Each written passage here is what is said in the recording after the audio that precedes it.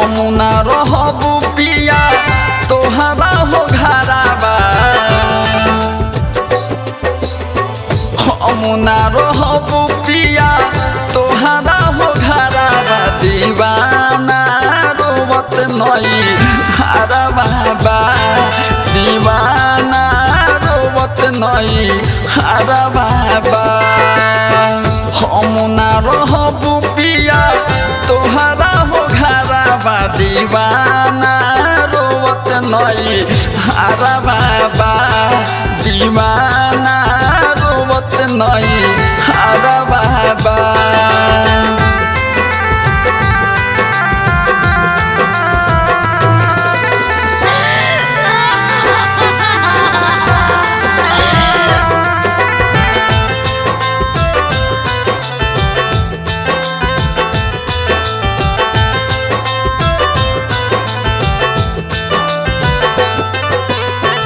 तोहरे से पहले वो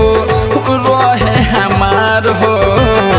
उनके से करत रही बचपन से प्यार हो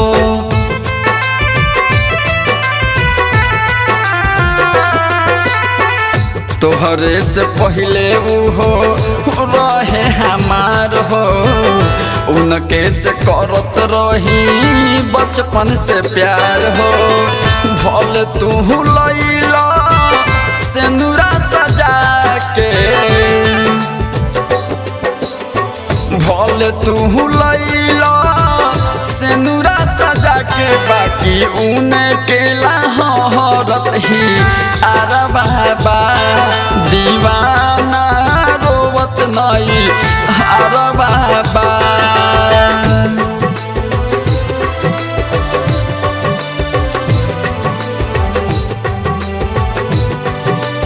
म्यूजिक बाय मनीष जायसवाल।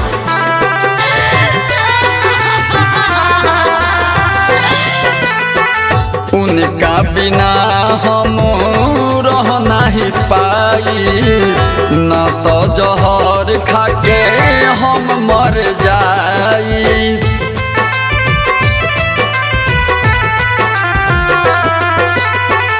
उनका बिना हम रह नहीं पाई ना तो जहर खाके हम मर जाइब मद होशिलाल दीपक तड़पत हुई है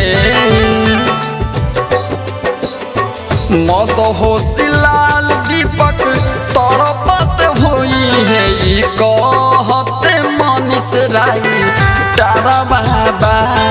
दीवाना रोवत नई हराबा। प्रीति फिल्म्स रिकॉर्डिंग स्टूडियो चिरैया।